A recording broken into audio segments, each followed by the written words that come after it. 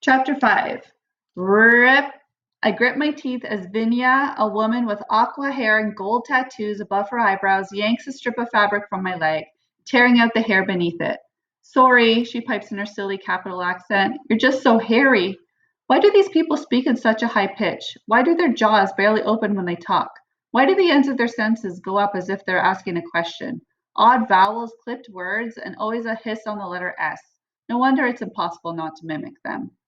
Vinya makes what's supposed to be a sympathetic face. Good news, though. This is the last one. Ready? I get a grip on the edges of the table I'm seated on and nod. The final swath of my leg hair is uprooted in a painful jerk. I've been in the remake center for more than 3 hours, and I still haven't met my stylist. Apparently, he has no interest in seeing me until Vinya and the other members of my prep team have addressed some obvious problems. This has included scrubbing down my body with a gritty foam that has removed not only dirt, but at least 3 layers of skin, turning my nails into uniform shapes, and primarily ridding my body of hair. My legs, arms, torso, underarms, and parts of my eyebrows have been stripped of the stuff, leaving me like a plucked bird ready for roasting. I don't like it. My skin feels sore and tingling and intensely vulnerable, but I've kept my side of the bargain with Hamish, and no objection has crossed my lips. You're doing very well, says some guy named Flavius. He gives his orange corkscrew locks a shake and applies a fresh coat of purple lipstick to his mouth.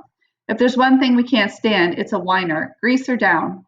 Beanie and Octavia, a plump woman whose entire body has been dyed a pale shade of pea green, rub me down with a lotion that first stings but then soothes my raw skin. Then they pull me from the table, removing the thin robe I've been allowed to wear off and on. I stand there completely naked as the three circle me, wielding tweezers to remove any last bits of hair. I know I should be embarrassed, but they're so unlike people that I'm no more self-conscious than if a trio of oddly colored birds were pecking around my feet. The three step back and admire their work. Excellent! You almost look like a human being now, says Flavius, and they all laugh. I force my lips up into a smile to show how grateful I am. Thank you, I say sweetly. We don't have much cause to look nice in District 12. This wins them over completely. Of course you don't, you poor darling, says Octavia, clasping her hands together in distress for me. But don't worry, says Vinia. By the time Cinna is through with you, you're going to be absolutely gorgeous. We promise. You know, now that we've gotten rid of all the hair and filth, you're not horrible at all, says Flavius encouragingly. Let's call Cinna. They dart out of the room. It's hard to hate my prep team. They're such total idiots. And yet, in an odd way, I know they're sincerely trying to help me. I look at the cold white walls and floor and resist the impulse to retrieve my robe. But this Cinna, my stylist, will surely make me remove it at once. Instead, my hands go to my hairdo, the one area of my body my prep team has been told to leave alone. My fingers stroke the silky braids my mother so carefully arranged. My mother. I left her blue dress and shoes on the floor of my train car, never thinking about retrieving them, of trying to hold on to a piece of her of home. Now I wish I had. The door opens and a young man who must be Cinna enters. I'm taken aback by how normal he looks. Most of the stylists they interview on television are so dyed, stenciled, and surgically altered they're grotesque. But Cinna's close-cropped hair appears to be in its natural shade of brown.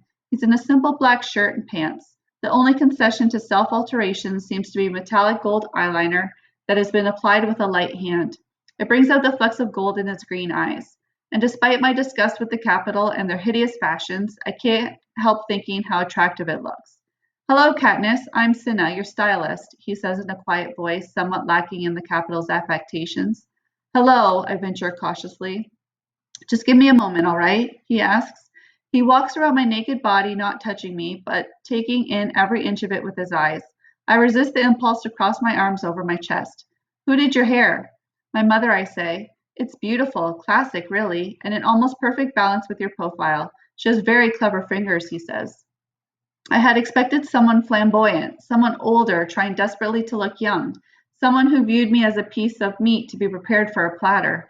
Cinna has met none of these expectations. You're new, aren't you? I don't think I've seen you before, I say. Most of the stylists are familiar, constants in the ever-changing pool of tributes. Some have been around my whole life.